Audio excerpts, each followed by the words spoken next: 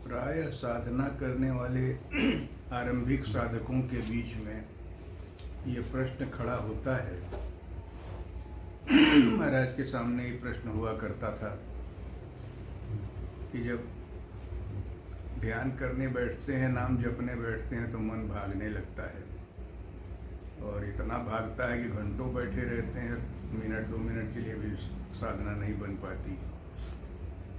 तो ऐसी परिस्थिति में महाराज बताया करते थे, परमानंद जी कहा करते थे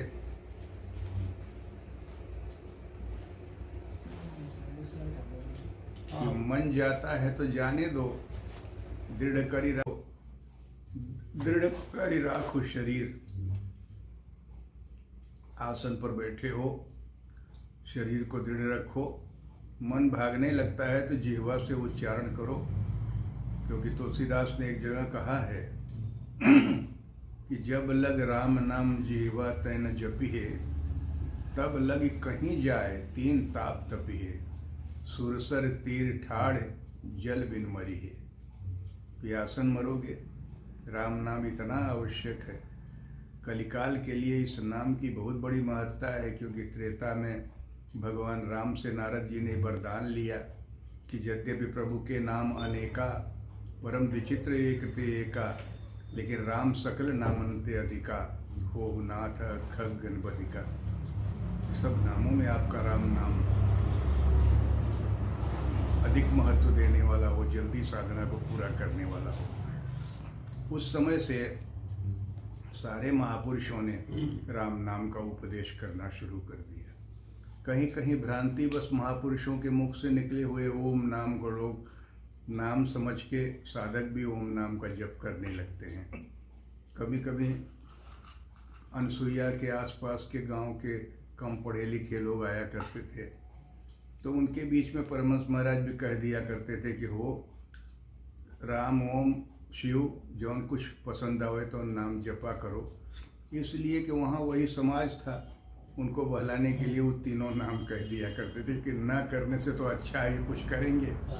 लेकिन वास्तव में जब आप आएंगे यथार्थ पर तो नाम राम नाम ही है। इस राम नाम के जपने से जिस अवस्था में पहुंचता है साधक, उस अवस्था का नाम ब्रह्म है, ओम है, शून्य है, परमात्मा है। तो परमात्मा को रटते रटते हम परमात्मा तो हो नहीं जाएंगे। इसलिए बहुत से साधुओं के यहाँ सोहम जपाया गया, माने वो जो है वही मैं हूँ। जीवन भर जपते रहे और रह गए वैसे ही कुकर्म करते संसार में, नहीं कुछ मिला। सोहम कहने से सो थोड़ा हो जाओगे। सो माने वो परमात्मा, हम माने हम। कुछ लोग ओहम जपते हैं, ओन जौन हन तो ने हम हैं, वो भी गलत है। उस स्थिति को प्राप्त करने के पहले अगर कल्पना कर लोगे कि वही मैं हूँ, तो वो तो है ही नहीं, जन्म कारत चला जाएगा। तत्वमस्यादि वाक्य सतयुग वगैरह में उपदेश किया जाता था, उसकी नकल कलिकाल में जिन लोगों ने किया उनकी भी साधना अधूरी की अधूरी रह गई, कोई पूरी नहीं हुई। और जिन्होंने भक्ति भाव से राम नाम का जप किया भगवान राम के आदेशानुसार, त्रेता के बाद द्वापर, द्वापर के बाद कलयुग, वही राम नाम प्रभावशाली होता चला जा रहा है और जल्दी से साधना को परिपूर्ण कराता है।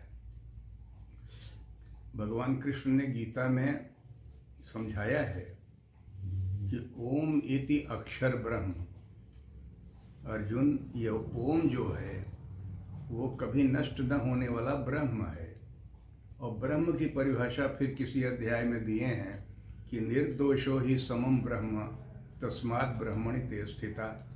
जब मन की स्थिति साधना करते करते निर्दोष हो जाए, कामादि दोषों का प्रभाव मन पर न दिखाई पड़े साधक को, और समत्व तो आ जाए, सर्वत्र अपने इष्ट को ही देखने लगें, सबके हृदय में अपने गुरु महाराज का ही वास देखने लगें, तो ये निर्दोष और सम अवस्था जब मन की आ जाती है, उस अवस्था का नाम ब्रह्म है। और वहाँ कहते हैं कि ओम इति अक्षर ब्रह्म। ये ओम जो है वही स्थिति है, न कि नाम। नाम जप करके इस स्थिति में पहुंचा जाता है। इसलिए हमने संशोधन देना शुरू कर दिया शुरू से, जब से भगवान ने समझाया कि भाई नाम जपो तो राम नाम, ओम ओम करके समय व्यर्थ मत करो। महाराज के मुख से ओम निकला तो महाराज के सब भक्त ओम ओम करने लगे। यहाँ तक कि लोग आके हमको प्रणाम करते हैं तो पहले कहन ओम, जब तो वही ओम कह दिया तो दंडवत हमें करे चाहिए ना। ओम एक वो अवस्था है जिसमें महापुरुष साधना करते करते पहुंच जाते हैं, निर्दोष और सम मन वाली अवस्था। अब वहाँ से वो अक्षर अवस्था है, वहाँ से फिर हटने का मन नहीं होता, इसलिए जब कोई भी कार्य आता है तो मुंह से ओम निकलता है। तो उनके मुंह से निकलने वाला ओम है, तुम्हारे मुंह से निकलने की कोई ज़रूरत नहीं है। आपको तो राम नाम के द्वारा उस अवस्था को प्राप्त करना है। प्राप्त करने के बाद देखोगे ऑटोमेटिक हर वक्त वही ओम मुंह से निकलेगा, तब निकलना शोभा है, अभी नहीं, अभी तो नकल हो रहा है। यही महाराज राम नाम करते रहिए, मन भागने लगे तो उसे क्या क्या करना चाहिए? राम नाम जप रहे हैं और मन भाग रहा है। हाँ। परमहंस जी के सामने ही प्रश्न आया, अनसुईया के परमहंस जी के यहाँ दादा गुरुओं जी के पास, तो उन्होंने समझाया भक्तों को कि मन जाता है तो जाने दो, दृढ़ करी राखो शरीर, तुम शरीर को दृढ़ करके रखो।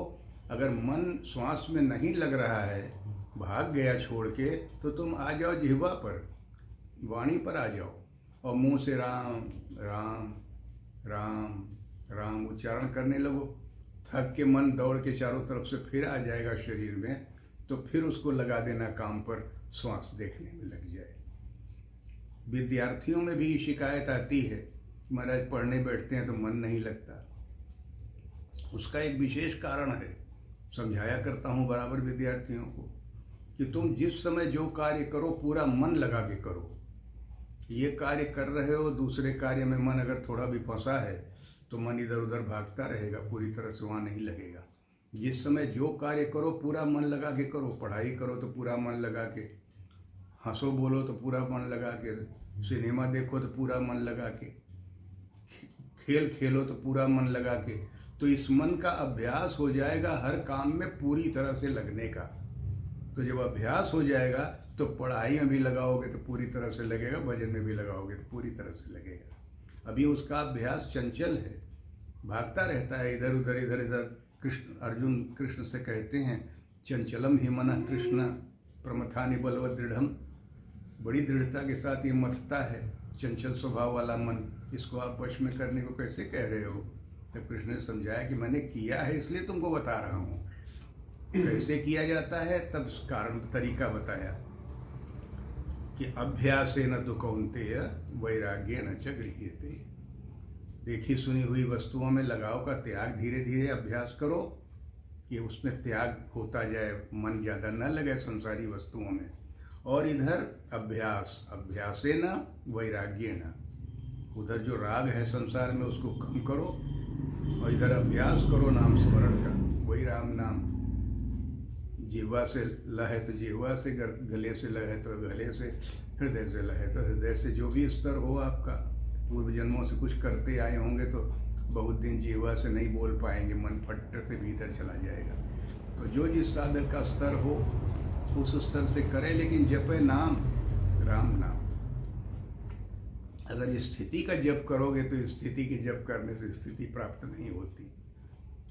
छत पर जाना है तो सीढ़ी के एक एक पायरी पर पैर रखना होगा तब पहुंचोगे। ये राम नाम पायरी है। अगर छत छत छत छत करते रहोगे सुबह से शाम तक तो छत पर नहीं पहुंच पाओगे, और पायरी पर चढ़ोगे तो 2 ही 5 मिनट तो ऊपर पहुंच जाओगे। इस तरह से नाम के द्वारा चलकर स्थिति को प्राप्त करना, यही साधना रही है, सनातन से यही तरीका रहा है। बोलो गुरुदेव भगवान की जय।